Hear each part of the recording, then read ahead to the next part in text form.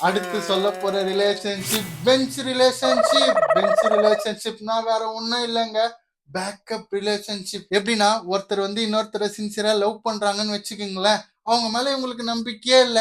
என்னைக்கா இருந்தாலும் இவன் பிச்சுன்னு போயிடுவாடா, என்னைக்கா இருந்தாலும் இவன் பிச்சுன்னு போயிடுவாடா அப்படின்னு மைண்ட்ல நினைக்கும் போது பேக்கப்காக ஒருத்தனை எப்பவுமே வச்சுப்பாங்க. டேய் நீ தாண்டா என்னோட உயிர், நான் தாண்டா உன் தயிர் அப்படின்ற மாதிரி பேக்கப்க்கு ஒருத்தவங்கள ரெடியாவே வச்சுப்பாங்க. அதுதான் பெஞ்ச் ரிலேஷன்ஷிப். இந்த ஐடி கம்பெனில எல்லாம் பெஞ்ச்ல உட்காருவாங்களே வெயிட்டிங்ல, அதுதான். இது மோஸ்ட்லி நிறைய பேர் பண்றாங்கன்னு நினைக்கிறேன். லவ் பண்றவங்க மேல இப்பெல்லாம் நம்பிக்கை இல்லைங்க. எல்லாம் லவ் பண்ற வரைக்கும் பண்ணிட்டு கல்யாணம்னு வரும்போது எங்க அப்பா சொன்னாரு, ஆட்டுக்குட்டி சொன்னாரு, யாருன்னா கல்யாணம் பண்ணி போயிடுறாங்களே, அப்ப இவங்க தனியாலாம் நிக்க கூடாது பாரு. டப்புன்னு பேக்கப்ல இருக்க இவங்கள கூப்பிட்டு, உனக்காகத்தான் நான் இவ்வளவு நாள் வெயிட் பண்ணேன், எனக்காக நீ இவ்வளவு நாள் வெயிட் பண்ணதுக்கு நன்றி, வா நம்ம 2 பேரும் கல்யாணம் பண்ணிக்கலாம்னு கல்யாணம் பண்ணிப்பாங்க.